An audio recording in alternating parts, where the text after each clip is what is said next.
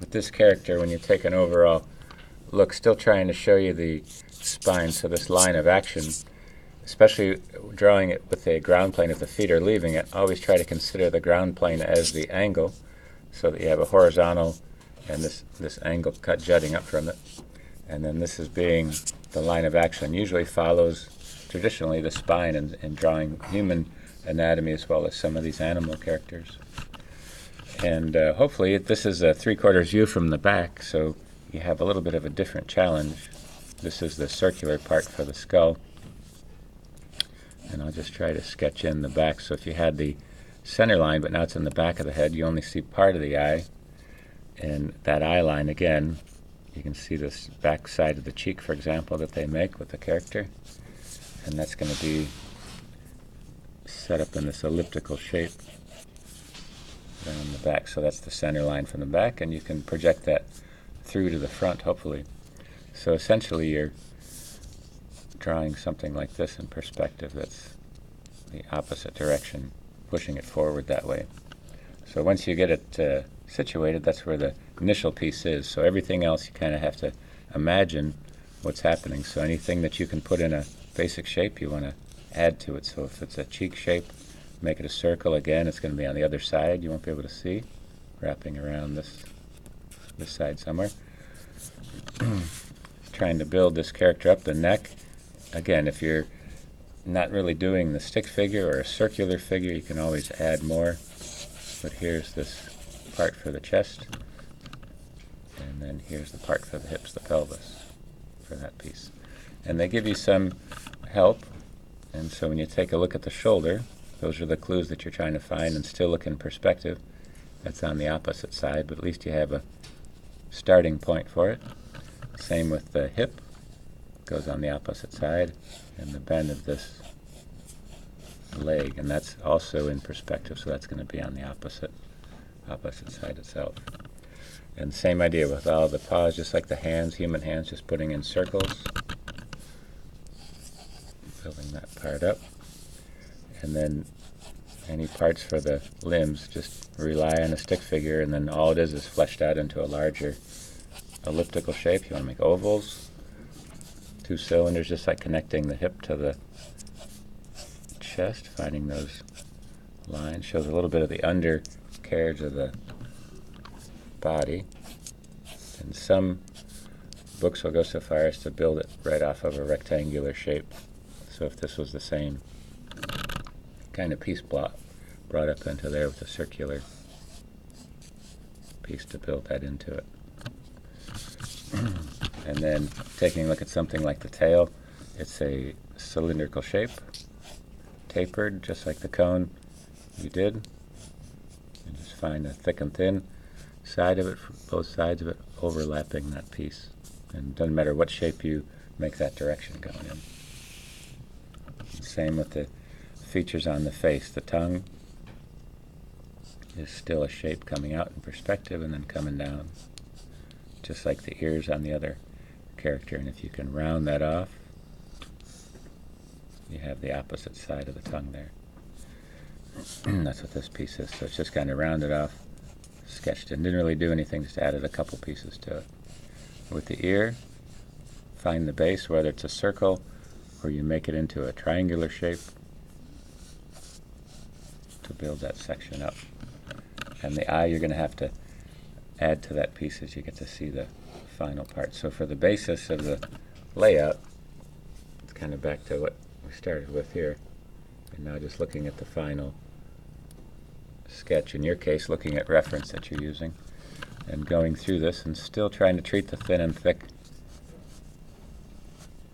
lines here. So when they come down to this part, they may find an end or they may bend off this direction. So it's just trying to make that initial shape. The cylinder that goes into the back of the neck, just treating it, since it is a cartoon character, makes a little more forgiving. And same idea, thick lines to the thin. So practicing that idea as you go. And again, this part. So there's like a two-tone surface to them. I'll worry about that later.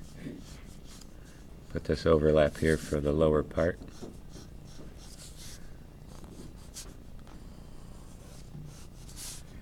And then the tongue.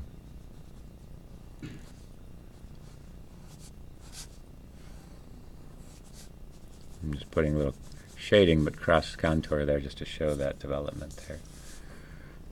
And the eye's kind of back, but I can see a little bit of it.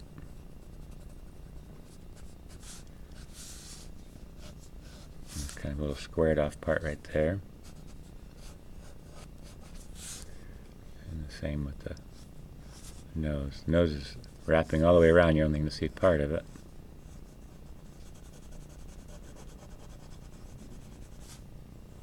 Same with this cheek, just kind of having this up in this pattern of the texture, the color of the dog's fur.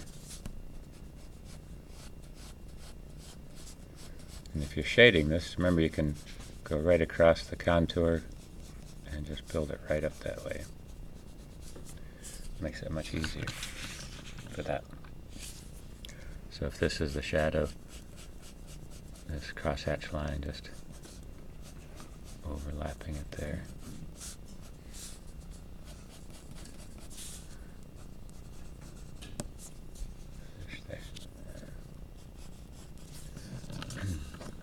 And the rest you kind of have to, even though it's just these basic shapes, try to figure them out. The coloring of the dog's coat is going to give you a little bit of that center line, and then the hip covers it so it's overlapping.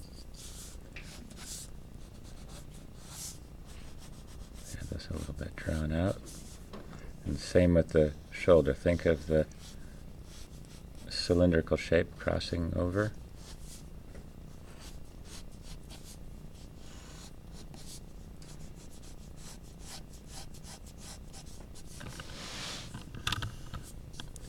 And this is the only foot touching, so try to think of the circular parts.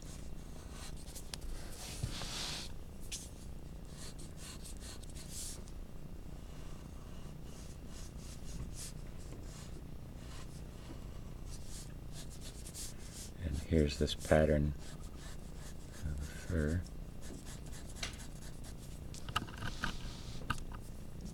And again, taking a look at the underside of the ribs.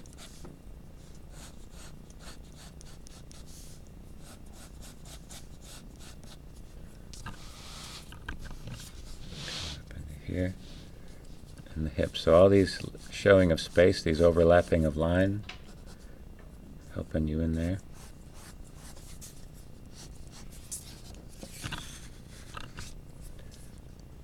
And this part, so exaggerating a little bit. But now here's the circle with a flat shape. If you made it rectangular, you would build that section up. And here's the pads of the feet there.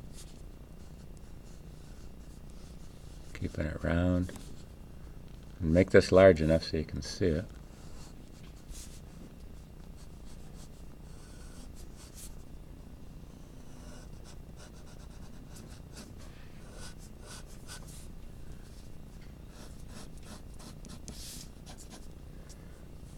And the circle part wrapping around there, padding.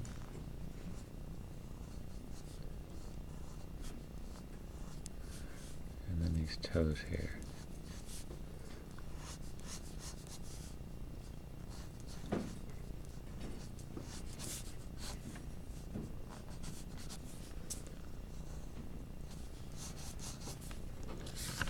So you can kind of see, again, trying to look at the line thickness and the quality of that character of the line to help you with the sketch.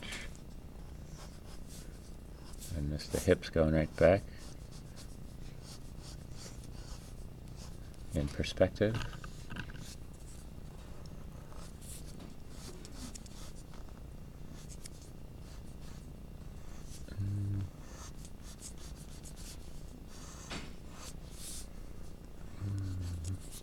And again, it's a little fuzzy.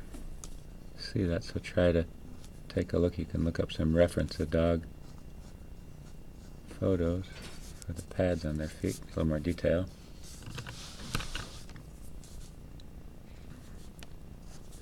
And then these lines for the tail, let's just show that cylinder overlap a little bit.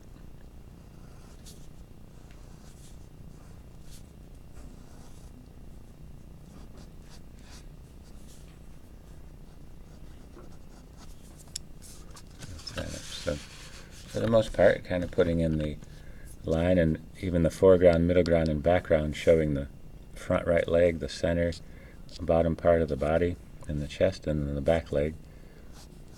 It has the same idea with overlapping lines.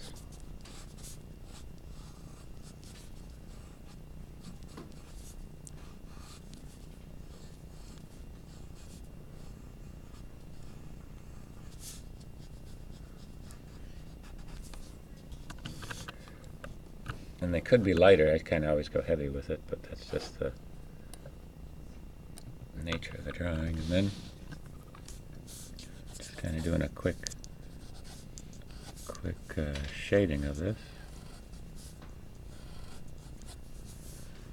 Wrap this around. Yikes. So just kind of, again, trying to do the shading just offsets, so you force the reflected light, kind of softly build up the back. And again, at least follow the contour on the first pass if you're not going to try to look for cast shadows as well within the dog shape. Since this has a tone, I'm just going to use that.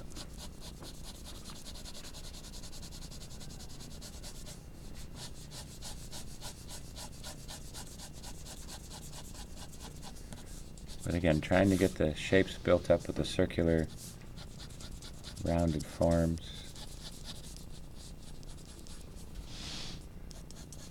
Using the shadow there.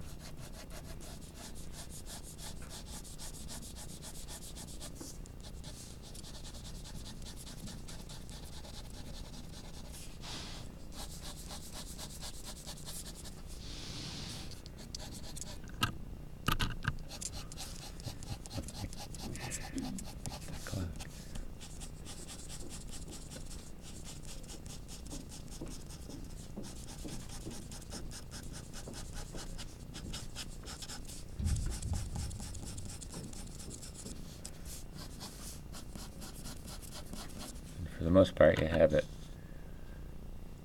shaded in, kind of making this a little more exaggerated. If I straighten this out, kind of see it.